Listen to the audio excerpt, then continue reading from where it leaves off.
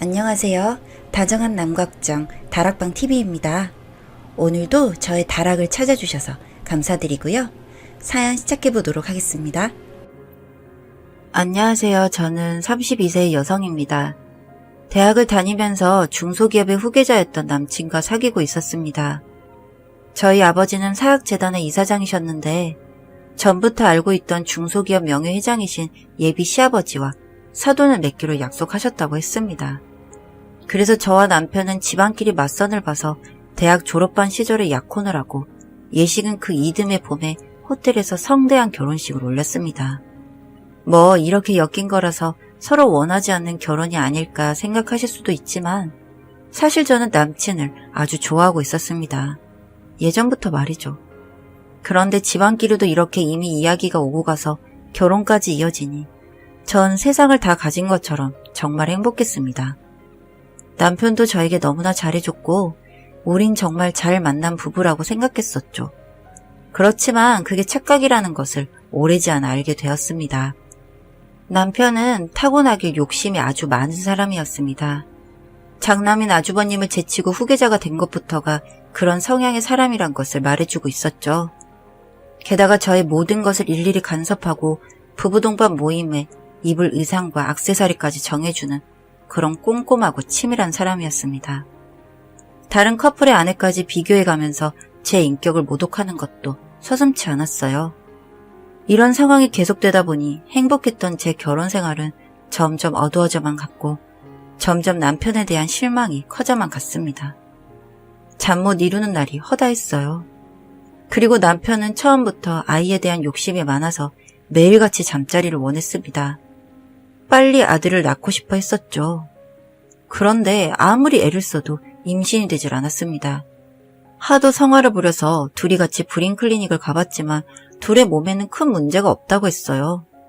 나이가 젊어서 인공수정이나 시험관 시술은 권하지 않았고 좀 더 자연 임신을 노력해보다가 진행하자고 했습니다. 그런데 병원에 다녀온 이후로 점점 관계는 소원해지고 남편과는 사소한 말다툼이 이어졌어요. 심지어 제 과거의 남자 관계까지 의심을 하기 시작하더군요. 정말 분했습니다. 결혼한 지 이제 2년도 안 된 상태에서 아이를 재촉하는 남편이 정말 이해가 가질 않았습니다. 아니, 원할 수는 있어요. 아이를 정말 좋아한다면요. 하지만 제가 보기에 남편은 지나가는 다른 아이를 보면서도 그렇게 아이를 좋아한다는 느낌은 받을 수가 없었거든요. 그런데도 이렇게 닥달을 하는 걸 보니 평소에 그 사람을 생각해 볼 때 뭔가 꿍꿍이가 있는 게 아닌가 하는 생각을 하게 되더군요. 뭐 그래도 20대 초반에 이혼녀로 살기는 싫었기 때문에 최대한 남편에게 맞춰주고 기분을 건드리지 않으려고 무던히 애를 썼습니다. 새벽같이 녹즙을 갈아서 베드 테이블에 갖다 주고 안마와 발 마사지는 물론 계절마다 침과 커튼을 새로 맞추며 남편의 취향에 어긋나지 않도록 노력했습니다. 생각보다 쉽지 않은 일이었어요. 절 버리고 모든 걸 남편에게 맞춘다는 것은요. 그러기 1년, 이런 생활이 계속되니 점점 저도 지쳐가기 시작했고 이렇게 다 맞춰주니 제가 우스워 보였는지 아니면 임신이 안 돼서였는지 남편은 안 쓰던 폭력까지 쓰면서 애도 못 낳는 년이라는 폭언을 하기에 이르렀습니다. 저는 집안끼리 엮인 것도 있고 이혼녀 딱지는 정말이지 너무 싫고 자존심 상하는 일이라서 남편에게 부부 상담을 받자고 애원해봤지만 그는 무시했습니다. 그러다가 정말 친한 친구에게 이런 이야기를 했더니 혹시나 여자가 있는 게 아닌지 알아보라고 하더군요.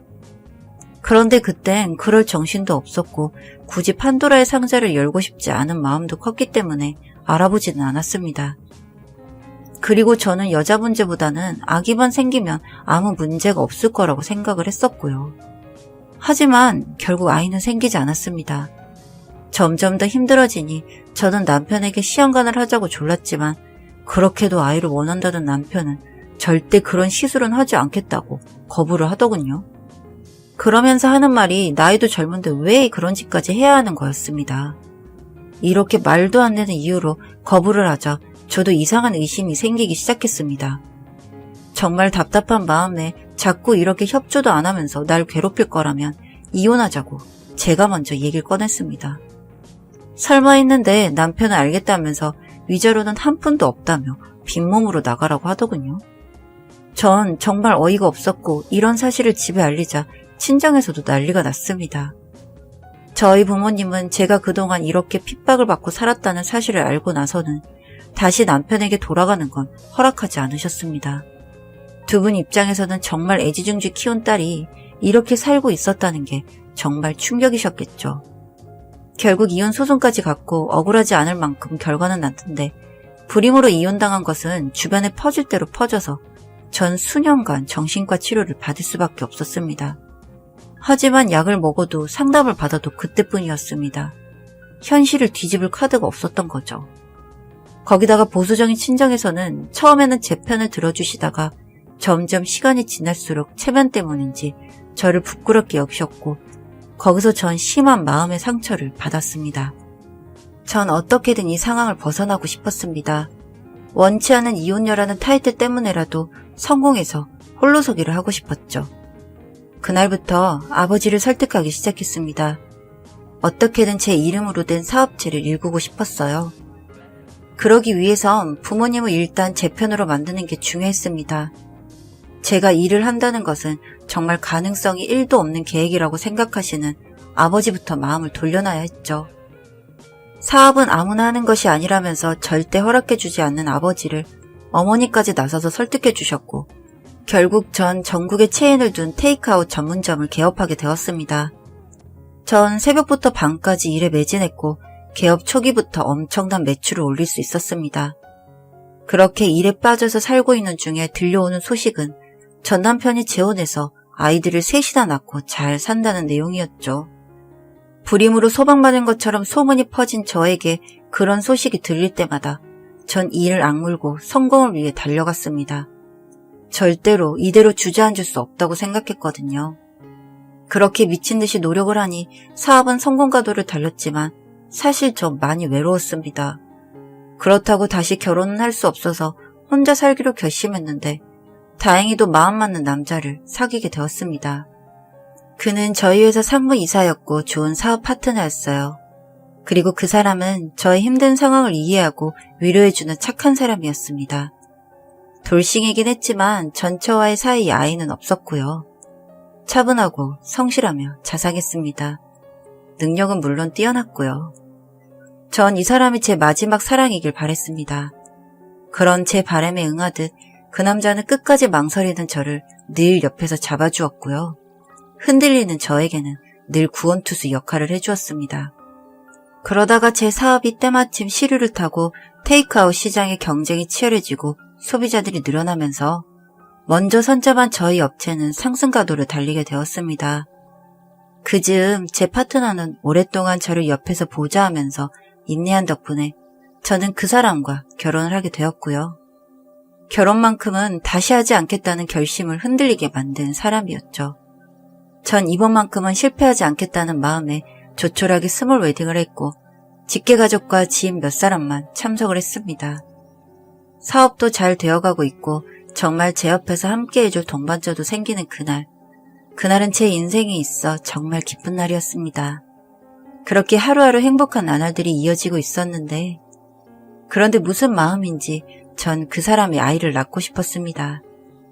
의학적으로 문제가 없다는데 한 번쯤은 다시 시도해보려고 불임 전문 클리닉을 찾았죠. 그런데 저는 거기서 놀라운 사실을 알게 되었습니다. 저와 제 남편은 임신이 충분히 가능하다는 것을요. 그건 첫 결혼 때도 마찬가지였지만 전 불임도 난임도 아니었다고 하는 겁니다. 그런데 그 말을 듣고 나니 갑자기 의문이 생기더군요. 신혼 때 했던 검사 결과가 말이죠. 둘에게 이상이 없다고 했는데 임신이 잘 안 되었다는 걸 말하고 그 당시 내역을 살펴봐달라고 했더니 제 문제는 전혀 아니었고 전 남편이 좀 힘든 상황이었다고 하더군요. 비활동성 정자가 많아서 임신이 조금 어려울 수 있었는데 그 당시에는 전 남편이 젊었고 저도 젊었기 때문에 자연임신을 시도해보라고 한 거였다고요. 그 이후로도 몇 년간 임신이 안 되었다고 말씀드렸더니 그럼 그 남편분의 경우 비활동성 정자가 대부분이라 나이가 이제 들수록 임신 확률이 아주 떨어졌을 거고 무정자증으로 봐도 될 정도가 되었을 수도 있다고 하는 겁니다. 그런데 그 말을 듣고 나니 궁금했던 건 전 남편은 그 상황에서 재혼을 했는데 애가 셋이라니 그게 가능할까 싶었습니다. 하지만 이제 와서 끊어진 인연에 대해 다시 생각할 필요가 뭐 있나 싶어서 그냥 그렇게 넘겼고 저는 딸아이를 출산하면서 사업과 육아에만 몰두하며 지냈습니다.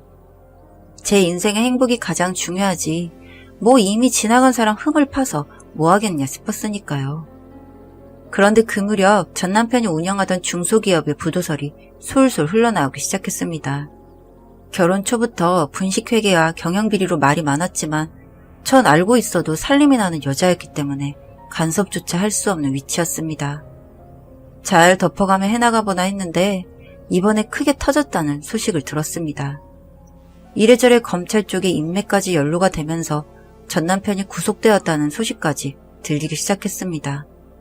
아무리 저와 인연이 끊겼지만 전 남편이 그렇게 되는 건 반갑지 않았습니다. 다만 저와의 결혼 생활에서 뭘 속였는지 알아내고 싶더군요. 이상하게 아이를 집착했던 것과 그 당시에 제가 알고 있던 검은 돈들까지 말이죠. 그것들을 알아야만 제 평생의 마음에 짐이 되었던 분노가 풀릴 것 같았습니다.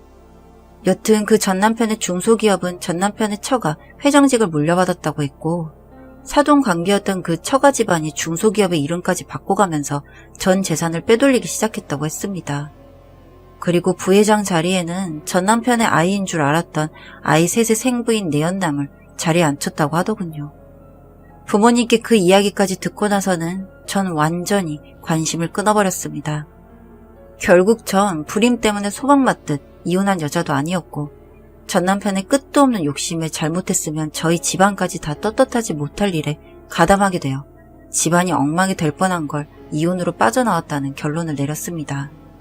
그 이후로 저와 남편이 일군 사업은 승승장구하면서 작게나마 복지재단도 설립을 했습니다. 버는 만큼 사회봉사를 하고 싶다고 생각했는데 제 꿈을 이루게 된 것이죠. 그렇게 복지재단의 1주년 창립 기념일의 행사 중 하나인 일일 급식소를 운영하던 날이었는데 그때 저도 직접 배식을 하기로 해서 참석을 했습니다. 그렇게 식판에 밥과 반찬을 담아주는데 낯익은 얼굴이 보이더군요. 바로 전 남편이었습니다. 출사한 지 얼마 안 되었는지 비쩍 마른 행색이 참 초라해 보였습니다. 나중에서야 알고 보니 10년형을 받고 징역살이를 하던 중에 그나마 특별 사면으로 나온 거라고 하더군요. 저도 전 남편도 서로 보자마자 한눈에 알아봤고 전 남편은 저에게 미안했다고 하더군요.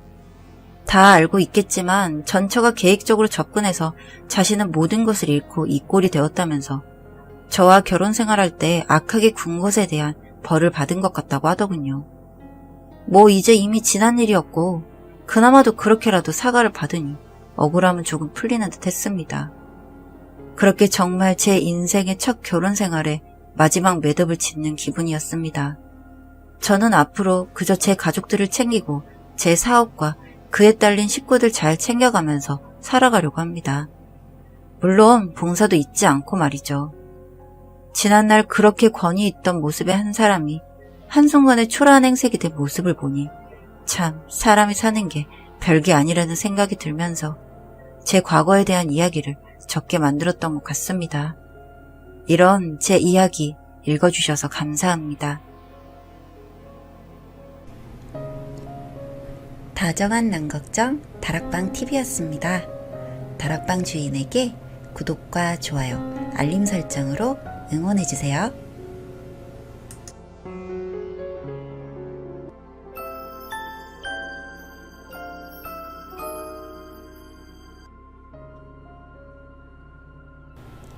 안녕하세요. 다정한 남걱정 다락방TV입니다. 오늘도 저의 다락을 찾아주셔서 감사드리고요. 사연 시작해보도록 하겠습니다. 신랑과 저는 고등학교 때부터 알고 지낸 소꿉친구이기도 하고 대학을 다르게 가기는 했지만 결국 고향에서 취업을 해서 다시금 만나게 된 질기다면 질긴 케이스예요. 그렇다고 저희가 시골이나 소도시도 아닌 광역시에서 태어나 자랐으니까요. 서울에서 대학을 나온 신랑은 대기업 계열사에 취업을 하였고 저는 전문대학을 졸업하고 집 근처 중소기업에서 사무직 업무를 했습니다. 원래부터 친하기도 했고 신랑이 다시 동네에 살고 있으니 반가운 마음에 둘이서 혹은 고등학교 친구들과 같이 많이 어울려 놀았는데 종종 남자친구가 있었던 저와는 달리 생각해보니 신랑이 여자친구가 있는 것을 한 번도 본 적이 없었어요. 물론 프로필 사진이나 SNS에 비공개로 해뒀을 수도 있고 그런 걸 굳이 티를 내지 않는 사람일 수도 있지만 내심 신기하고 있었는데 그러다 신랑이 저에게 크리스마스 이브에 뭘 하냐고 물었고 크리스마스 분위기에 취한 것인지 저희는 만나게 되었답니다. 신랑과 연애는 흠잡을 것 없이 좋았어요. 오래 알고 지내던 사람과 만나게 되면 그 사람을 잃으면 그 주위 지인과 좋았던 친구였을 때의 추억까지 한 번에 잃을 수 있다고 해서 가능하면 절대로 아는 사람과는 만나지 않겠다는 게 저의 철칙이었는데 신랑과는 더 친하고 늘 내 편인 짝꿍이 생긴 것 같았거든요. 때로는 친구같이, 때로는 연인같이, 그리고 종종 오빠같이. 그래서 결혼까지 할 수 있었던 것 같아요. 상견례를 하고 결혼을 하고 신혼집에 들어서 살 때까지도 티격태격하며 지내긴 했지만 신랑과 둘 사이의 문제로 싸운 적은 없다 보니 천생연분인가 싶었습니다. 그리고 그 생각에 마침표를 찍기도 전에 지독한 시집살이가 시작되었습니다. 참 찌질하고 티도 안 나는 그런 시집살이라서 처음에는 유치했어요. 결혼식을 잘 마치고 얼마 뒤 시댁에서 같이 밥을 먹자고 해서 가벼운 마음으로 갔는데 생선 비린내를 싫어하는 저에 대한 배려 하나 없이 고등어, 갈치, 가자미, 무슨 생선 모둠구이를 준비해 주셨더라고요. 처음에는 생선이 좋은 게 들어와서 구웠다고 하는데 옆에서 신랑이 저 생선 못 먹는 거 알면서 그러냐고 타박을 줬고 그러니까 이렇게 먹고 가라는 거 아니냐고 오늘 같은 날 아니면 우리 아들 언제 좋아하는 생선 마음껏 먹어보겠냐고요. 그렇구나 하며 그날은 밥알만 세면서 있다가 집으로 돌아왔고 그 이후에 갔을 때는 고기 반찬을 신랑 앞쪽으로 밀어두기도 했고요. 쌈을 싸서 신랑을 챙겨주면서 옆에서 제잘제잘 거리고 있었습니다. 제가 식사를 마치고 설거지를 하고 신랑에게 가면 늘 신랑 옆에 딱 붙어 있어요. 결혼 전에는 안 그러다가 왜 그러나 싶다가도 크게 제가 화를 낼 만한 일도 아니라서 늘 조용히 앉아있다가 집으로 돌아갔어요. 그러다가 신랑이 집으로 돌아오는 길에 말을 하기를 어머님이 애정결핍이 있으시다고 하더라고요. 아버님이 무뚝뚝한 편이기도 했고 예전에 바람을 핀 적이 있어서 어머님이 아버님께는 마음의 문을 닫고 지내셨다고 합니다. 그리고 신랑이 성인이 되었을 무렵 이혼을 하셨고요. 그래서 밑으로 딸이 있긴 하지만 신랑에게 많이 의지를 하면서 그동안 지내셨다고 하는데 사실 어머님이 어떻든 간에 저에게 피해만 주지 않으면 되는 생각이라서 귀담아 듣진 않았어요. 결혼을 하고 몇 달쯤 지나자 하루가 멀다 하고 어머님께 전화가 왔어요. 너는 왜 연락 한 통이 없니? 요즘 밥은 잘 챙겨 먹니? 주말엔 놀러 안 오니? 등등. 비교하는 내용도 있고 신랑 내용도 있고 이런저런 내용이 많았는데 전화를 한 번 하면 1시간이건 2시간이건 전화를 안 끊으세요. 그래서 제가 중간에 업무나 기타 일로 전화를 끊는다고 하면 꼭 언제쯤 통화 가능한지 물어보고는 그 시간을 맞춰서 전화를 해대는 통에 피곤해도 전화를 들고 내내 거리고 있어야 하더라고요. 무슨 말이라도 하려고 하면 말을 끊어버리고 결국 하고 싶은 말만 하시거든요. 그리고 이 전화 지옥은 제가 아픈 날에도 계속되었는데 제가 아파서 회사도 못 가고 누워있는 날이 있었는데 저에게 죽을 해주시겠다며 직접 찾아오셔서는 죽 한 그릇을 먹고 나서부터 네버엔딩 이야기 그리고 자녀 계획에 대한 이야기를 하셨는데 저희 부부는 딩크족이거든요. 아이 생각이 없어요. 그래서 자녀 계획은 저희가 상의하고 알아서 하겠다고 했는데 그 말에 버럭하시면서 그걸 왜 너희 둘이 정하냐고 그런 버릇없는 행동이라고 하며 또 연설을 했습니다. 물론 신랑에게 말을 해보기도 했는데 처음에는 신랑도 통화 잠시 하는 게 어때서 그러냐고 하다가 제가 아파서 집에 있던 날 어머님이 죽 한 그릇 해주시고 3시간을 넘게 혼자 이야기하고 나는 쉬지도 못했다고 하니 그제서야 심각성을 느낀 것 같았어요. 본인에게는 전화가 와도 안부 인사 정도로 짧게 통화를 하고 끊었는데 저랑은 몇 시간 단위였던 거죠. 그리고 다음날 시어머니한테 전화가 와서 왜 본인 아들과 자기 사이를 이간질을 하냐며 욕을 하기 시작했는데 저도 거기서는 참지 못하고 어머님께 대들었어요. 아침 출근길부터 전화 와서 이게 무슨 짓이냐고 왜 저에게 예의며 도리 따지시면서 매번 일하는 사람 피곤하게 하냐고요. 어머님은 집에 여자가 잘못 들어왔다느니 질이 아주 안 좋은 애라느니 혼잣말처럼 중얼거리시길래 전화를 끊어버렸습니다. 그리고 몇 번 더 전화가 오기는 했는데 화가 나서 전화를 받지 않았고 점심때쯤에 신랑에게 전화가 왔어요. 오전에 어머님과 이런저런 일로 다툰 것을 들었다고 저보고 먼저 사과를 할 수 없겠냐고 하는데 거기서 굽히고 들어가면 어쩐지 이런 일이 있을 때마다 제가 양보하고 피해야 할 것 같은 마음에 잘못한 게 없으니 싫다고 했어요. 결혼하고 몇 달 동안 계속 전화며 주말이면 시댁에 가서 설거지에 밥에 그동안 당신이 도와준 게 뭐가 있냐고 신랑에게도 소리를 빽 질러버렸고 그 이후로 몇 주 정도는 신랑 혼자 주말이면 시댁으로 가고 저는 친구를 만나거나 친정에서 놀기도 했어요. 사실 시댁에 매주 간 건 아니긴 했지만 그래도 결혼 후에 자주 가긴 했거든요. 처음에는 손님이라고 음식도 준비해주고 하셨는데 좀 지나자마자 음식은커녕 청소나 설거지도 안 되어 있어서 제가 하고 오는 경우도 많았어요. 딸이라고 있는 신우는 서울에서 공부를 하고 있어서 집에는 잘 안 내려왔거든요. 그리고 몇 주를 이렇게 지내던 신랑이 한 번만 어머님을 봐줄 수 없겠냐고 본인이 더 잘하겠다고 했고 얼마 뒤 어머니께서 그동안 의도치 않게 힘들게 해서 미안하다고 했어요. 그러면서 하는 말이 함께 지내면서 서로 맞춰보면 어떻겠냐고 하는데 저는 결혼 계획 중에 시부모님이든 저희 부모님이든 모시고 살 계획이 하나도 없었습니다. 저는 저희 신랑과 둘이 잘 살 생각만 했지 누가 신혼부터 시부모든 친정부모든 부모님과 함께 살 생각을 하나요? 그래서 힘들겠지만 그건 아닌 것 같다고 말씀드렸고 신랑은 그날부터 저에게 와서 징징 혼자 지내는 어머님이 불쌍하지도 않냐면서 연애할 때는 명절이고 생일이고 선물도 보내고 살갑게 잘하더니 저에게 결혼하고 나서부터 변했다고 말을 하는데 결혼 전에는 분명 어머님이 저렇게 행동하지도 않으셨고 저희가 연애를 하는데도 터치가 없으셨는데 결혼하고부터는 가족이라는 생각 때문인지 저를 너무도 힘들게 하니까 저도 점점 마음도 멀어지게 되더라고요. 제가 너무 힘들다며 저희 엄마에게 전화를 했더니 엄마가 그날부터 저희 어머니께 계속 전화를 해서 사부인 하며 이러쿵저러쿵 계속 이야기를 하고 있는데 한 일주일은 시어머님도 불편한 내색이 있지만 티를 안 내고 계시다가 일주일이 넘어서니까 신랑에게 전화 때문에 힘드니까 사부인에게 전화 좀 그만하라고 하라면서 이야기를 했다고 하더라고요.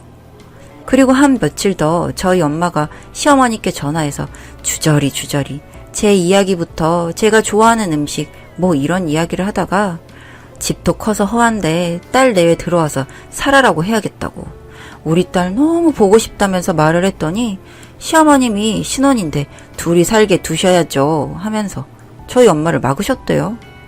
그러면서 신랑에게 이 이야기를 또 계속하는 것 같은데 신랑도 몇 번 들어보니 늘 같은 말이고 불평불만이다 보니 저에게 말을 전달하는 것도 포기한 것 같았습니다. 그리고 며칠 후 시어머님은 작은 보따리 짐과 함께 저희 집으로 오셨고 저는 화장실에 가서 친정에 전화를 했습니다. 시어머님이 짐을 싸서 저희 집으로 왔다고요. 그랬더니 2시간도 되지 않아서 저희 어머니 음식이며 짐이며 바리바리 싸서 저희 집 문을 누르셨는데 저희 엄마는 집에 오자마자 소파에 앉아있는 시어머니를 보고는 사부인은 어떻게 지금 여기 있냐고 애들 신혼집에는 무슨 일이냐고 물었고 시어머님은 놀러를 온 거라고 했어요. 그랬더니 짐을 풀면서 엄마가 아휴 저는 집도 멀어서 잘 오지도 못하니까 한 며칠 쉬다가 가야겠어요 하며 주섬주섬 편안한 옷으로 갈아입고 오셨고 자연스럽게 신랑에게 커피 심부름을 시키고 소파에 앉으셨습니다. 시어머님은 신랑이 커피 심부름을 하게 되자 저에게 눈치를 줬지만 전 모른 척했고 결국은 시어머니가 커피를 가져오셨어요. 시어머님이 타주신 커피를 보며 저희 엄마는 되게 자주 오시나 보네요. 세간살림 어디 있는지 다 아시고 라며 천천히 커피를 드시고 나서는 피곤하다며 이부자리를 준비해달라고 했고 시어머니는 쭈뼛거리다가 댁으로 돌아갔습니다. 그리고 저희 어머니도 약속이 있다며 다시 나갔고 신랑이 장모님 일부러 부른 거냐고 물었지만 저는 모른다고 했고 이런 일이 몇 번 더 반복되었습니다. 최근에는 시어머니가 오신다는 소식에 엄마가 미리 와 있었는데 하필 엄마가 화장실에 가 있는 동안 시어머님이 들어오셨고 오시자마자 제 머리채를 잡고 흔들면서 오늘도 네 엄마 불러보라며 소리를 질렀고, 저희 엄마는 화장실에서 나오면서 그 모습을 사진으로 찍어두고는 그동안 내 딸 이렇게 쥐잡듯 잡으며 지냈냐고, 당신 같은 사람 밑에서 우리 딸 못 둔다고 말하고 제 손을 잡고 집을 나왔고, 몇 시간 뒤 신랑이 저를 데리러 본가에 왔습니다. 그동안의 일을 전해들은 아빠도 그날은 집에 있었고, 신랑은 집에 오자마자 무릎을 꿇고 울었습니다. 신랑은 본인 어머님이 아버님과 이혼하시고 본인에게 많이 의지를 하던 중 결혼을 하게 돼서 서서히 멀어지는 시간을 가지려 했는데, 오늘 어머님이 먼저 전화가 와서 아내를 때리는 중에 사돈이 나와서 데려갔다고 말을 하는 순간 망치로 머리를 세게 맞은 것 같았다고요. 두 사람이 서로 힘들어하긴 했지만 시간이 해결해 줄 거라 생각했는데, 아내를 때렸다는 말을 아무렇지 않게 하는 순간 그동안 크게 잘못한 걸 알았다고 했습니다. 그리고 앞으로는 본인의 어머님과 제가 왕래하는 일이 없도록 각별히 주의를 하겠다고 울면서 죄송하다는 말을 했고, 저희 부모님은 사돈의 행동에 화가 나지만 제 가정이니 저에게 선택을 하라고 해서 다시 한번 살아보겠다고 했습니다. 오늘은 시어머님 생신이신데 그날 이후로 왕래를 하지 않고 있어서 생일날이 되면 가볍게 선물 정도만 신랑편으로 보내고 있어요. 3년이 지났지만 저는 시어머님을 용서할 생각이 없고 이렇게 지내는 생활이 편해져서 좋기도 하네요. 신랑도 그때 크게 정신을 차린 건지 그날 이후로 가능한 시댁 이야기는 입에 올리지 않고 지내고 있답니다. 아무리 혼자 되셨어도 아들을 장가 보내면 이제 그 아들은 아내의 남편이 우선 아닐까요? 한 가정을 다시 만들었는데 꼭 이렇게까지 과하게 의지를 하셨어야 했는지 전 지금도 이해가 되지 않습니다. 제 생각이 틀린 건가요?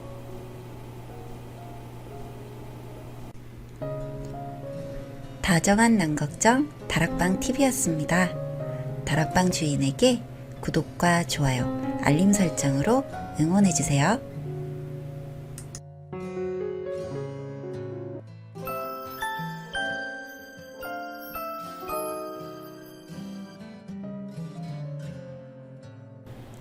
안녕하세요. 다정한 남걱정 다락방 TV입니다. 오늘도 저의 다락을 찾아주셔서 감사드리고요. 사연 시작해보도록 하겠습니다. 안녕하세요. 남들이 들으면 부끄럽고 수치스러워 위로도 받지 못하겠고, 그렇다고 혼자 끙끙거리며 안고 살기에는 제가 너무 답답하고 억울해서 이렇게 글이라도 적습니다. 저는 현재 40대 초반으로 얼마 전까지 작은 식당을 하다가 지금은 폐업을 하고 잠시 머리도 식히고 지나온 날들을 되짚어보자는 마음이 들어 지금은 백수입니다.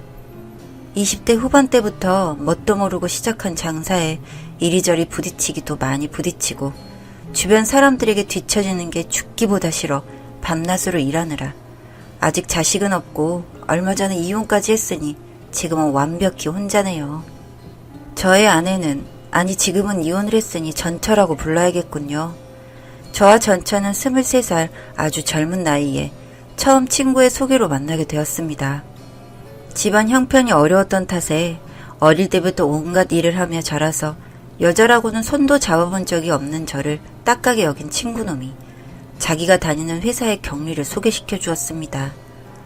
당연히 저는 쑥맥인지라 말도 더듬더듬거리며 어리숙하게 대화를 이어나갔고, 당연히 그런 모자라 보이는 모습이 호감이 가지는 않았던 건지 2번을 만나고 이후로는 연락이 끊기게 되었습니다.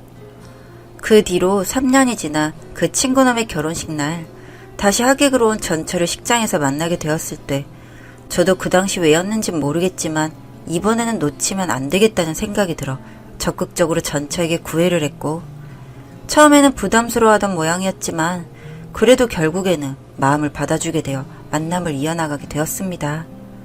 그때 난생 처음 고데기만 하던 제 인생에서 이런 행복도 있구나라는 것을 처음 알게 해준 전처가 너무 좋았고, 이내 결혼까지 결심하게 되어 없는 살림이지만 제 몸이 부서져라 이래서 그녀만큼은 행복하게 만들어주고 싶었습니다.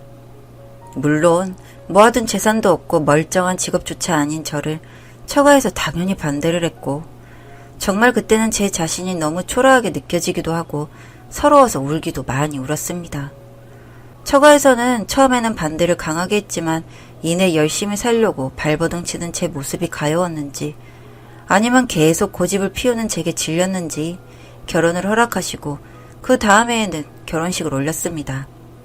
없는 형편이라 처가에서 상당히 많은 부분에서 도움을 주셨고 당시에는 고마운 마음보다 정말 죄송스러운 마음이 컸습니다.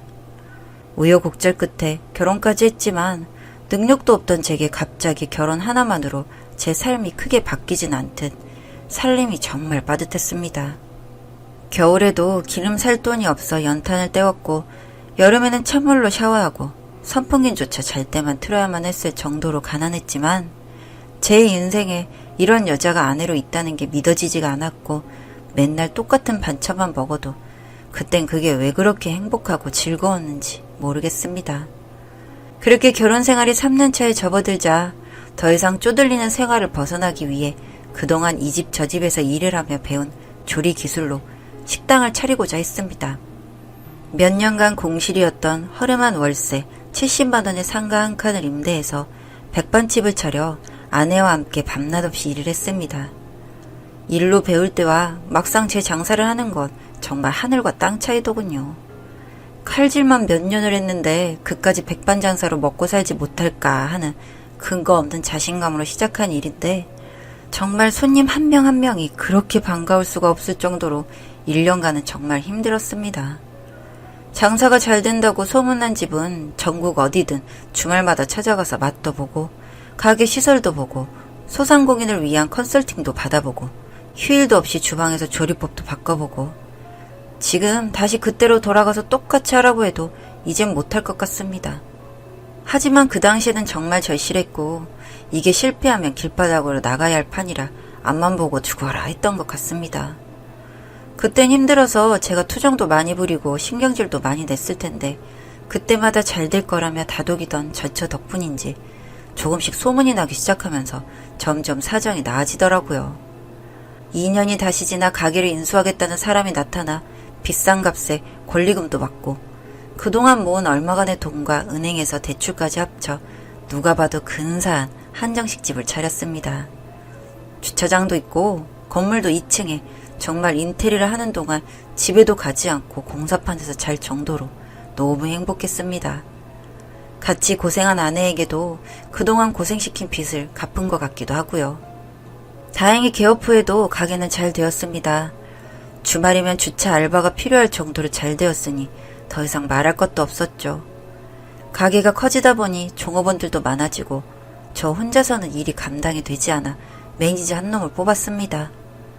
그때 나이가 30대 초반으로 결혼도 했고 대기업 프랜차이즈 점장도 했던 경력이 있어 책임감도 있어 보이고 나름 대답도 시원시원하게 면접을 본 모습이 마음에 들어 가게 매니저로 뽑았습니다.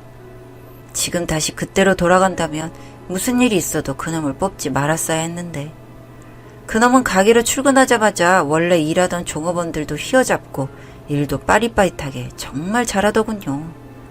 큰 곳에서 일을 했던 경험이 있어서인지 관리를 하는 모습에서는 오히려 제가 배워야 할 정도로 일을 잘하다 보니 저도 그놈에게 신뢰가 가기도 했고 마침 오랜 세월 동안 바쁘게만 살아서 조금 쉬면서 일을 하고 싶다는 생각이 들어 그놈에게 가게 운영 전반을 맡겼습니다. 월급도 애초에 제시했던 것 2배를 주고 여러 가지로 섭섭하지 않게 편의도 봐주니 몇 개월이 지나자 제게 형님 거리면서 아주 살갑게 굴었습니다. 저도 믿고 맡길 수 있는 든든한 동생이 생긴 것만 같아 싫지도 않았고요. 그러던 중에 제가 사고를 크게 당한 적이 있습니다. 분점을 하나 내려고 가게를 알아보고 인테리어 공사를 하던 중에 리드줄에 걸려 넘어지는 바람에 계단을 굴러 무릎을 크게 다쳤습니다. 한쪽도 아니고 양쪽을 다 다치다 보니 거동도 불편하고 도저히 일을 할 수 없는 상태여서 아내에게 가게를 부탁했습니다. 그러고 재활 치료에만 전념했죠. 꼬박 2달이 걸렸습니다. 중간에 수술도 있었고 젊을 적부터 몸을 험하게 굴린 탓에 무릎도 원래 상태가 좋지 않아 시간이 좀 더 걸렸습니다. 그렇게 재활을 마치고 가게로 돌아와 그동안 가게에 신경을 쓰지 못한 것이 마음에 걸려 하루를 휴업하고 전 직원들과 함께 회식을 했습니다. 이런저런 밀린 이야기도 하고 어려운 점도 직원들에게 듣기도 하고 술을 마시다 보니 제법 시간도 늦었습니다. 다들 분위기가 좋아서 그런지 조금씩은 취기가 올라온 모습이었는데 그 중에서 부주방장이 제게 말을 하더군요. 사모님이랑 매니저랑 바람난 거 알고 계시냐고. 저는 순간 잘못 들은 거지 싶어 다시 한번 물었습니다. 방금 뭐라고 했는지 다시 물었더니 이번에는 대답을 못 하더군요. 순간 회식 자리가 싸해지면서 아무도 입을 떼지 않길래 직감적으로 뭔가 일이 있었구나를 느꼈습니다. 더 물어보고 싶었지만 다들 취한 상태였고 저 또한 술이 올라왔기 때문에 맨정신의 이야기를 듣고 싶어 직원들에게 좀 더 먹고 가라고 하고 매니저에게 카드만 주고 나왔습니다. 매니저에게 카드를 주려고 부르는 순간 그놈이 제 눈을 피하더군요. 찰나였지만 아까 들은 말이 떠올라 밤새 잠도 못 이뤘습니다. 다음날 아침 일찍부터 출근하여 재료를 다듬고 있는 부주방장을 가게 뒤로 불러 담배에 불을 붙여준 뒤 물었습니다. 분명 어제 우리 와이프랑 가게 매니저랑 바람이 났다고 했었는데 그게 무슨 말인지 또 무슨 근거로 그 이야기를 꺼낸 건지를 물었습니다. 당황하면서도 이내 숨을 크게 내뱉더니 사장님 말고는 이 가게에서 일하는 사람 모두가 다 알고 있다고 합니다. 제가 다치고 얼마 안 되어 가게를 마감할 때 저희 직원 중 하나가 불이 꺼진 룸에서 이상한 소리가 나 가까이 갔더니 매니저랑 제 전처랑 그 짓을 하고 있는 것을 봤다고 합니다. 그 직원은 놀래서 자기가 본 이야기를 친한 직원에게 말했는데 그게 돌고 돌아 지금은 모든 가게 직원이 알고 있다는군요. 그러면서 자기네들끼리는 매니저를 보고 기둥 서방이네 뭐네 하면서 신나게 호박씨를 까고 있다는 이야기까지 들었습니다. 저는 한 번도 그런 일을 상상조차 해본 적이 없어 뒤통수가 얼얼하더군요. 화도 나지 않고 그렇다고 슬프지도 않았습니다. 그냥 실감이 나지 않았죠. 긴 말할 필요 없이 전처에게 제가 들은 이야기를 말했더니 전처도 담담하더군요. 물어볼 걸 물어봤다는 전처의 담담한 행동에 저는 함께 고생했던 추억이 있고 미안한 마음도 항상 전처에게 가지고 있어 조용히 끝내자는 쪽으로 이야기를 했습니다. 불륜 사실을 알고도 같이 결혼 생활을 이어나갈 만큼 제가 착하지도 않았고 용기도 없었죠. 대신에 함께했던 정과 추억을 생각해서 전처가 먹고 살 수 있을 만큼은 제가 줬습니다. 전처도 담담하게 받아들였고요.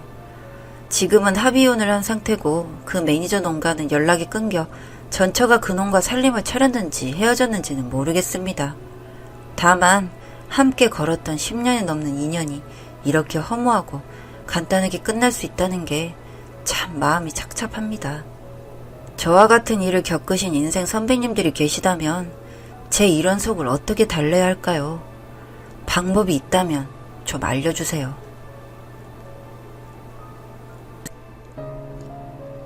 다정한 남걱정 다락방TV였습니다.